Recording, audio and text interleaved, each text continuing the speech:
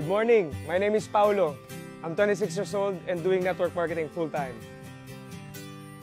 After I graduated from college, diretso ako sa work sa call center. So I've been working for 4 months and then someone invited me sa network marketing. Yung family ko, may negosyo, father ko, politician. So ako, na-challenge lang din ako. So ginawa ko siya. So I have all the reasons para hindi gawin to. Kasi bakit? Pwedeng ibigay sa akin ng magulang ko yung pera, pang negosyo or ibang bagay. Then I realized something. Iba pala yung yaman ng magulang sa yaman ng anak.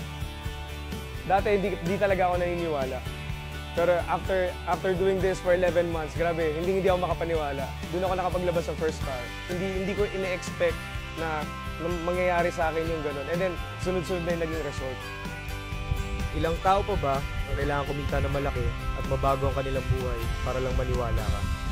Imperators Club International, katropa mo sa negosyo, kasama mo sa pag-asenso. Thank you very much.